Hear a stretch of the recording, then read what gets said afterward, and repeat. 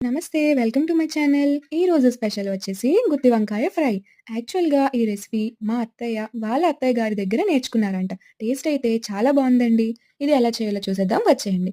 ముందుగా వంకాయల్ని వాష్ చేసుకొని ఇలా 4 సైడ్స్ కట్ చేసుకోండి. ఇప్పుడు పాన్‌లో ఆయిల్ వేసుకొని వంకాయల్ని వేసి ఒకసారి కలిపి మూత పెట్టుకొని లో ఫ్లేమ్‌లో మగ్గించుకోండి.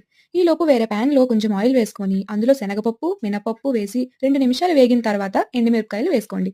వేగిన తర్వాత ఒక ప్లేట్‌లోకి తీసి పక్కన పెట్టేసుకోండి. అదే పాన్‌లో ఆనియన్స్ ఇలా సన్నగా కట్ చేసుకొని వేయించుకోండి. ఇలా లైట్ గోల్డెన్ బ్రౌన్ వచ్చాక తీసి పక్కన పెట్టేసుకోండి. ఇలా వంకాయలు మగ్గాక తీసి చల్లారపెట్టుకోండి. ఇప్పుడు మిక్సీ జార్ తీసుకొని అందులో వేయించిన మినపప్పు, శనగపప్పు, ఎండుమిరపకాయలు గ్రైండ్ చేసుకొని, అందులో ఇందాక వేయించిన ఆనియన్స్, చిన్న అల్లం ముక్క, తగినంత ఉప్పు వేసుకొని ఇలా పేస్ట్‌లా గ్రైండ్ చేసుకోండి. ఇప్పుడు ఈ పేస్ట్‌ని ఇలా వంకాయల లోపల పెట్టండి. ఇప్పుడు పాన్‌లో ఆయిల్ వేసుకొని వంకాయల్ని వేసుకోవాలి. అలానే మిగిలిన పేస్ట్‌ని కూడా వేసుకొని ఒక 15 నిమిషాలు మీడియం ఫ్లేమ్‌లో ఫ్రై చేసుకోండి. అంతే, నోరూరించే గుత్తి వంకాయ ఫ్రై రెడీ.